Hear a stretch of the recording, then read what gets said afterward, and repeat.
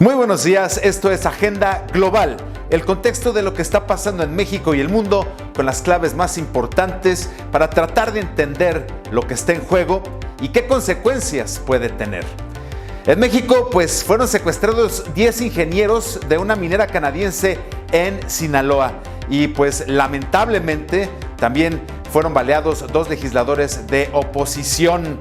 En Colombia, un accidente aéreo deja 15 personas muertas, entre ellas un congresista. En Estados Unidos suspenden a agentes por muerte de Alex Peretti en Minneapolis. Ecuador envía nota de protesta a Estados Unidos por irrupción de ICE en consulado. Y Amazon confirma despido de 16,000 empleados en todo el mundo. Esto y mucho más con el análisis y la información de Agenda Global de este jueves.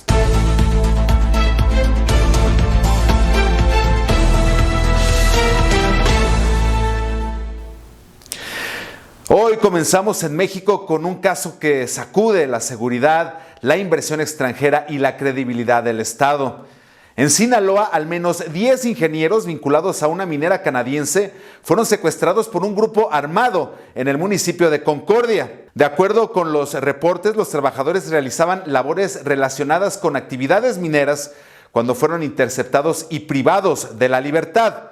El caso encendió alertas por 3 razones fundamentales. Primero, por el riesgo humano inmediato, por supuesto, de las personas secuestradas. Segundo, por el mensaje de control territorial del crimen organizado. Y tercero, por el impacto directo en la confianza de la inversión extranjera, particularmente de empresas canadienses que operan en México.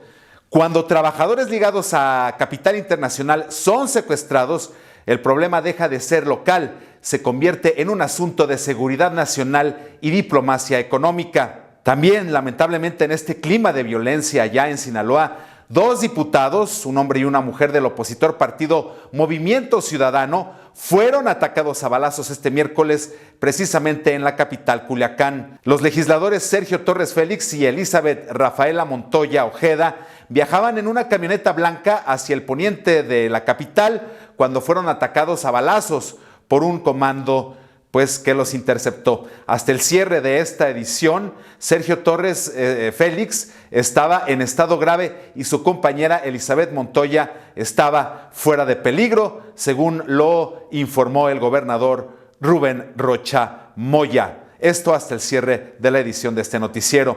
Y ahora una nueva tragedia aérea en Colombia. Lamentablemente, un accidente dejó 15 personas muertas, de acuerdo con reportes oficiales. Las autoridades iniciaron investigaciones para determinar las causas del siniestro, mientras que equipos de emergencia realizaron labores de rescate en condiciones complejas.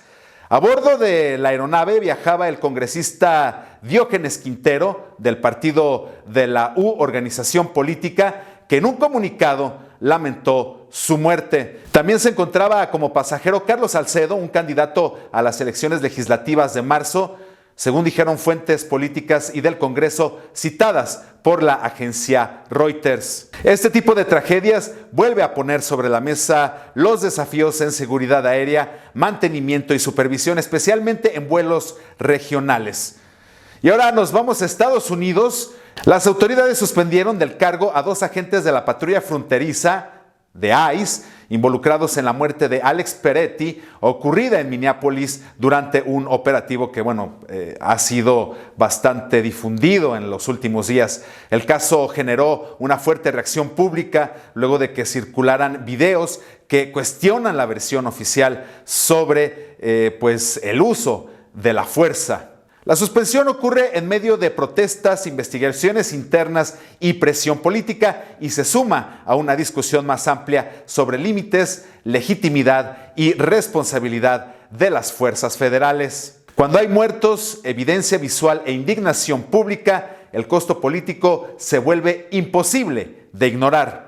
Y la tensión en Minneapolis no termina ahí. La congresista Ilhan Omar fue atacada durante un evento público cuando un hombre le roció una sustancia desconocida, de acuerdo con reportes periodísticos. El ataque ocurrió en un contexto de polarización extrema, protestas y enfrentamientos políticos. Aunque Omar no resultó con heridas graves, el incidente encendió alarmas sobre violencia directa contra representantes electos en la Unión Americana. Este tipo de agresiones marcan un punto delicado cuando el conflicto político deja de ser discursivo y se convierte en un ataque físico. La democracia entra en una zona de alto riesgo.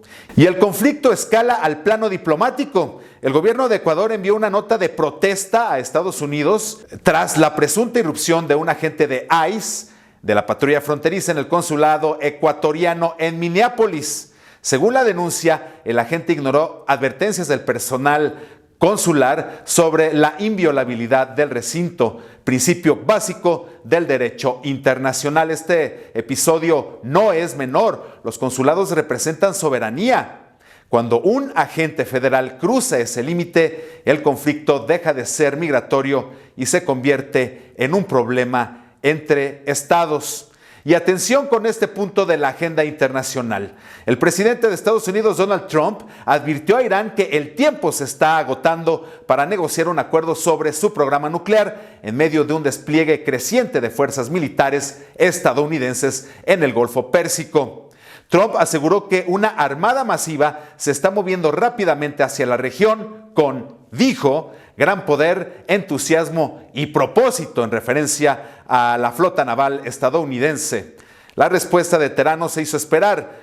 El ministro de Exteriores de Irán, Abbas Araghchi, informó o afirmó que las Fuerzas Armadas del país están con el dedo en el gatillo y listas para responder de manera inmediata y contundente ante cualquier agresión, ya sea por tierra o por mar, aunque también se dijeron listos para dialogar. Irán insiste en que su programa nuclear tiene fines exclusivamente pacíficos y ha negado de manera reiterada las acusaciones de Estados Unidos y sus aliados que sostienen que Teherán busca desarrollar armas nucleares.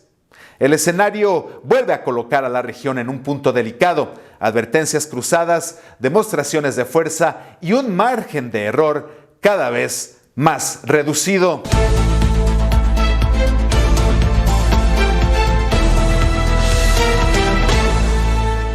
Cambiamos al frente económico global porque Amazon confirmó el despido de alrededor de 16,000 empleados como parte de un ajuste interno ante un entorno económico más complejo. Los recortes se concentran en áreas corporativas y tecnológicas y reflejan una tendencia más amplia en el sector. Desaceleración, reducción de costos y replanteamiento del crecimiento acelerado de años anteriores. Este movimiento confirma que incluso los gigantes tecnológicos no están blindados frente al cambio de ciclo económico.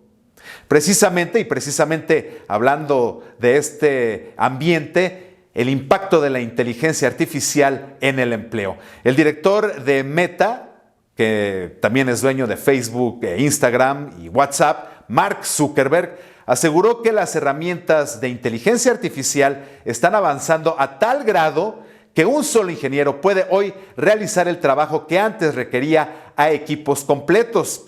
Zuckerberg afirmó que 2026 será el año en que la inteligencia artificial cambie de forma drástica la manera en que trabajamos.